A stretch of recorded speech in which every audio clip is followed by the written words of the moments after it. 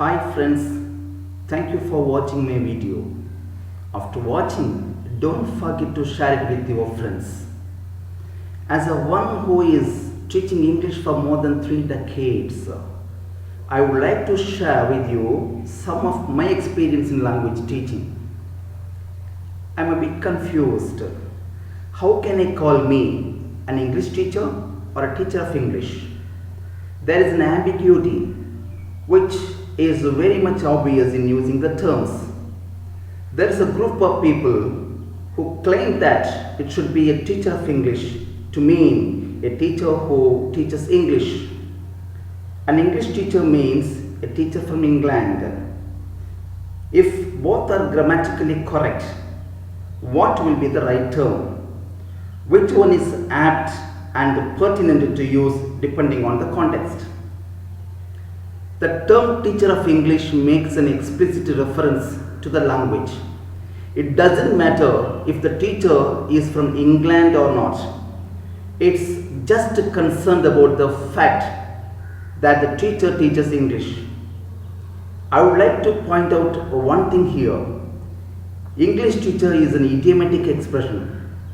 Native speakers never say teacher of English unless they need to differentiate from a teacher of some other subjects. Have you ever heard about a speaker of English? In fact, there would be no confusion if we could be clearer in the different expressions like a teacher of English and a teacher from England. The term English teacher can be ambiguous depending on the context because English can relate to both nationality and the language. English teacher is quite shorter in construction, easier to pronounce by all with the usual choice of words. It has become a common term to refer to the teachers teaching English, just like a math teacher and science teacher. I would say with a strong conviction that both an English teacher and a teacher of English refer to a person who teaches English. The difference is in the native tongue of a student, not that of a teacher. Let me be safer by calling me a teacher of English language. Yes, I am an English language teacher. Now let me move on to discuss the qualities you should have to be a language teacher. Basically, you as English teachers edify students in English language and literature. You need to encourage them to learn the language in an enjoyable and entertaining environment. Keeping the caliber level of the students in mind, you have to conduct classes thinking that the students are the native speakers. This will motivate you to reach the heights unreached so far. Once you become a teacher, you require a deep understanding in the matters of sentence structure, grammar, vocabulary, pronunciation, etc. You ought to concentrate more on the creative compositions such as prose, poetry, short stories and narratives. You are expected to be a master of teaching the technical writing skills like articles, reports, journals and essays.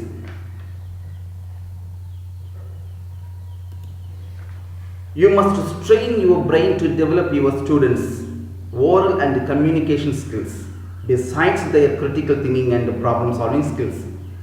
You are responsible for planning lessons that fit into the approved curriculum and the learning capacity of the students to make them reach the standards. You should be attuned to the learning progress of your students who are from different backgrounds in all aspects. Remember, you teach them English as a second language. You must be able to identify when and how to use alternative teaching strategies in case of necessity. Discuss with your colleagues the development activities of the students. Come out with many more innovative ideas that help the students achieve what they deserve. Always try your level best to be an ideal teacher in teaching a second language. who is an ideal teacher?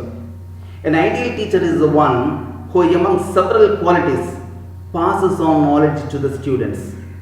If you want to be the one, you must be competent with the knowledge that you have. You must be passionate about the language you teach.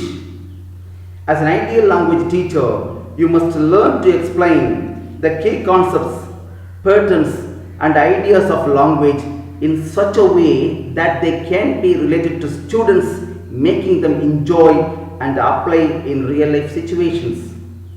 You update yourself by using apps and websites that have learner-friendly activities to connect them personally.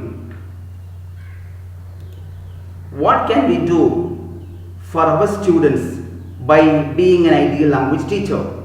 First, arranging lessons orderly and cohesively. Don't rush up the portions by jumping from one topic to another. Discussions are very much essential to have a tie-up with the different portions.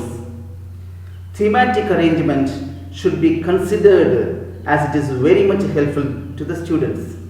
Second, having wider discussion. Keeping the focus on the textual materials.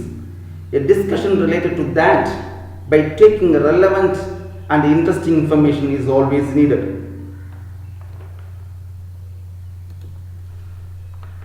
Third, motivating student participation. Discussion is a very major part in language classroom. Ensure that all the students are taking active part in discussion.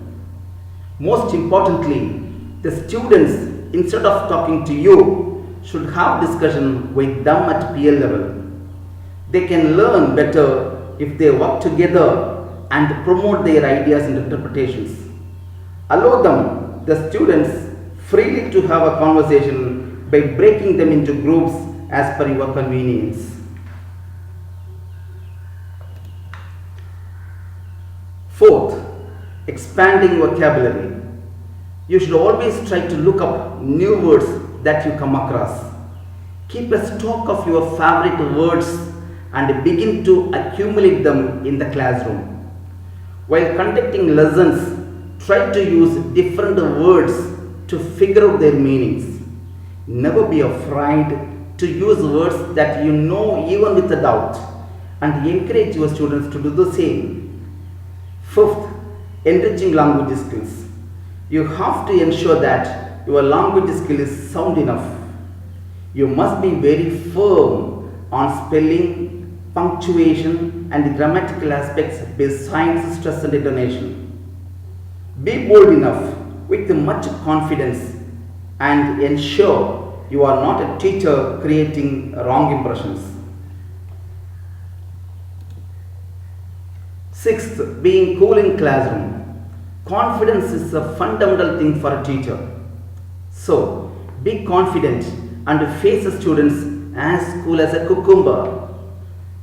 Speak clearly and loudly without stumbling over the words. A teacher who has sound communication will attract the students. Teach portions as if you are a public speaker. Seventh, encouraging students. You are bound to pay attention to your students with 100% consideration. Build a rapport with the students by treating them as intelligent and worthy. Get them passionate even outside the classroom. Encourage them to come out with their interest and curiosities. They'll find you confident if you respect them academically.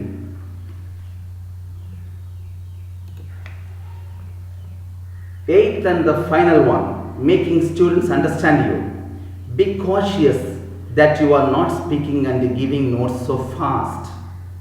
The students must be given time to listen, understand, and follow so that they are not missing essential information.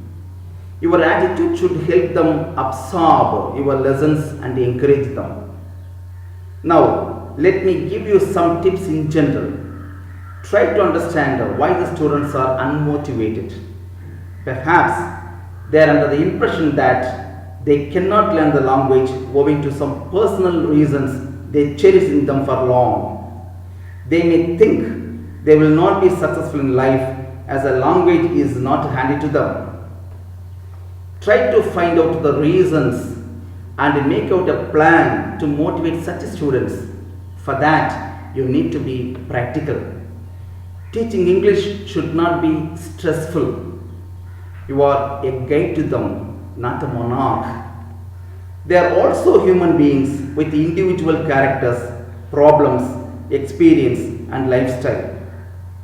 Mold yourself to be a teacher first, to teach them, shape them, and make them great. Finally, learn and learn till you breathe your last.